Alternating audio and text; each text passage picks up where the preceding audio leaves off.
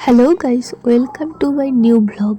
তো আজকে আমরা একবার কার্জন গেটে বাজার করতে আর তারপর আমরা সর্বমঙ্গলা বাড়ি গিয়েছিলাম।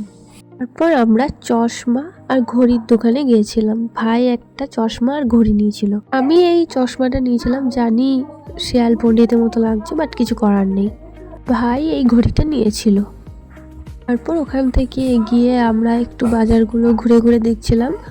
তারপর আমাদের খুব খিদে পেয়ে গেছিলো, তাই আমরা একটা মিষ্টির দোকানে কচুরি আর মিষ্টি খেয়ে নিয়েছিলাম। তারপর কাঁসা পিতলের দোকানে গেছিলাম, একটু কাজ ছিল। তারপর আমরা চলে গেছিলাম সর্বমঙ্গলা বাড়ি, এখানে পুজোর ডালি কিনে নিয়েছিলাম। তারপরে এই যে ঢুকে পড়লাম সর্বমঙ্গলা বাড়ি। জায়গাটা খুব খুব খুব সুন্দর ছিল।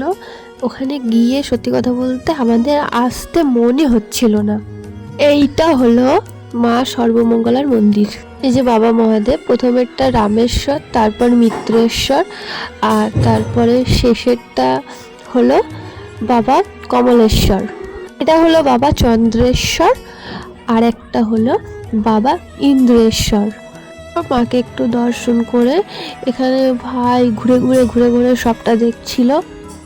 আর এই যে এই জায়গাটায় বিয়ে হয়, এখন পৌষ মাস বলে এটা ফাঁকা আছে।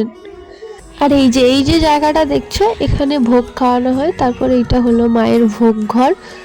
তারপর মায়ের সন্ধ্যা আরতি শুরু হয়ে গেছিলো, আমরা সন্ধ্যা আরতি দেখে বাড়ি চলে এসেছিলাম। তো আজকে ভিডিওটা এই পর্যন্তই।